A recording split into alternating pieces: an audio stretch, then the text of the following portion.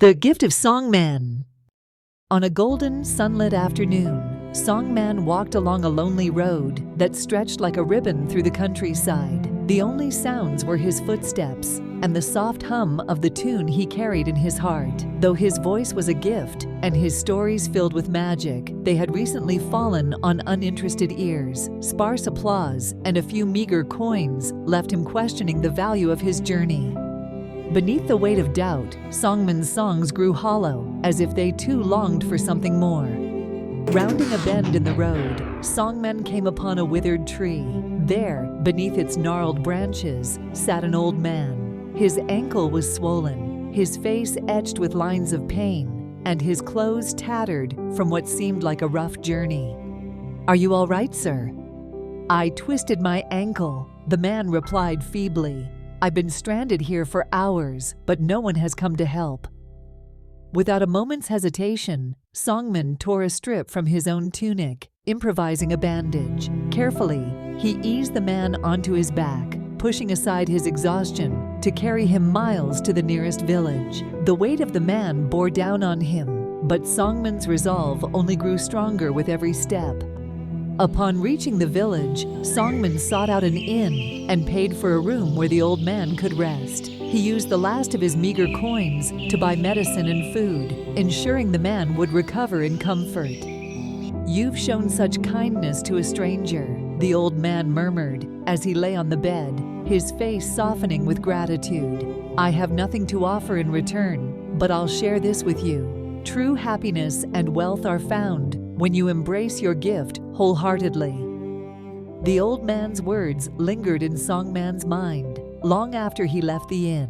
Beneath a sky stitched with stars, Songman sat alone, reflecting on his life. He realized that his songs had been crafted merely to please, to chase applause or coins. But what if they could be more than that? What if they could inspire and connect? Determined, Songman returned to the village square the next morning.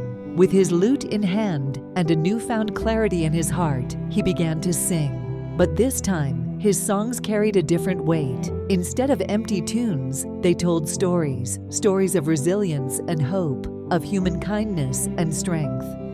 His raw, heartfelt melodies swept through the crowd, stirring emotions in every listener. Tears glistened in their eyes, and smiles crept across their faces. This wasn't just music, it was a shared experience that touched their souls.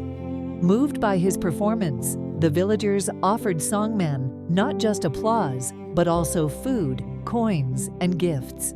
They begged him to stay and perform more. Before long, word of his music spread far and wide, drawing people from neighboring villages to hear the man whose songs could uplift the spirit. Months passed, and Songman's life transformed. His artistry flourished, not because of material wealth, but because he had found a deeper connection to his purpose. As he prepared to leave the village and continue his journey, a familiar face appeared.